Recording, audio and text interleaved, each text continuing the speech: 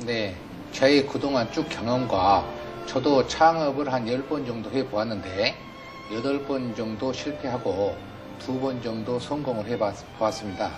창업이라고 하는 것은 한 번의 성공이 이제 모든 것을 다 커버하고도 남는 장사가 창업인데 철저히 준비되지 않은 창업은 실패를 할 수밖에 없다는 것을 저는 강조하고 싶었습니다. 주변에서 많은 사람들이 창업 후에 창업 실패로 가정 파탄이라든지 가난의 대물림 등 그런 현상들을 많이 보고 창업에서는 이론도 중요하지만은 실전 경험이 많이 필요하다고 생각했기에 이 책을 저술하게 되었습니다.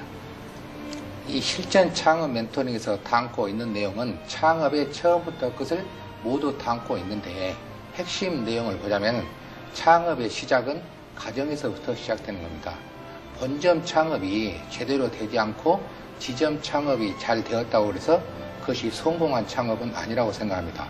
그리고 창업의 끝이라고 하는 것은 우리가 창업해서 성공했을 때 나만 아는 기업가보다는 주위를 아는, 주변에 배려하는 그런 기업가가 돼야 끝으로 성공하는 창업가이다. 이런 내용을 담고 있습니다. 이 창업을 하는데 준비 기간을 충분히 갖는 것이 우선 중요한데 우리가 직업을 바꾸는 데는 한 2년 정도의 준비 기간이 필요하고 인생을 바꾸는 데는 한 6, 7년 정도의 준비 기간이 필요합니다. 요즘에 창업은 다른 가게에는 없는 것, 우리 가게에만 있는 것, 즉 자체 상품을 가지고 창업을 해야만이 성공할 수 있습니다. 처음에는 이제 어디 자기가 하고자 하는 업종을 선택하는 것이 아주 중요합니다.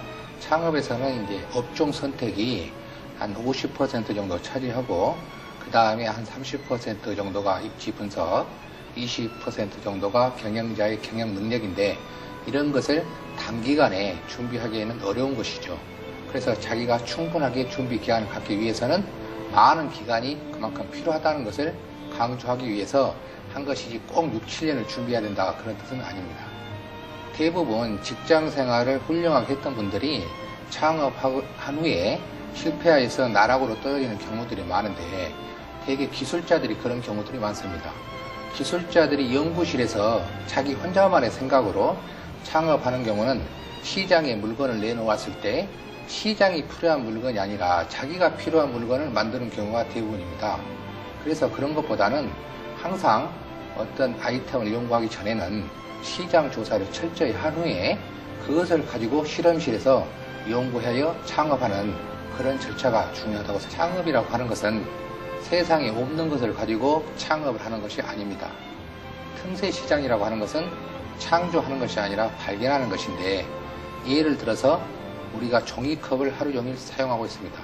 그러면은 종이컵 두께를 가지고도 우리가 틈새 시장을 발견할 수가 있는 것입니다. 어떤 사람은 하루 종일 종이컵 하나를 사용할 것이고 어떤 사람은 한 번 쓰고 버릴 것입니다. 그러면 우리가 이 종이컵 두께를 가지고도 얼마든지 틈새 시장을 발견할 수 있는 것입니다. 틈새 시장이라고 하는 것은 우리 일상생활을 통하여서 발견하는 것이 가장 안전하고 현명한 것입니다. 이러한 틈새 시장을 발견해서 창업하는 그런 사람들이 안정적인 창업을 보통 하고 있습니다. 이러한 틈새 시장을 노려서 창업을 준비하시는 많은 여러분들도 반드시 성공하시기를 바랍니다. 그동안 제 마음은 무덤에 묻힌 사람처럼 매우 답답했습니다. 이제는 무덤에서 나와 이 책으로 창업자들에게 하나의 작은 등불이 되고 싶습니다.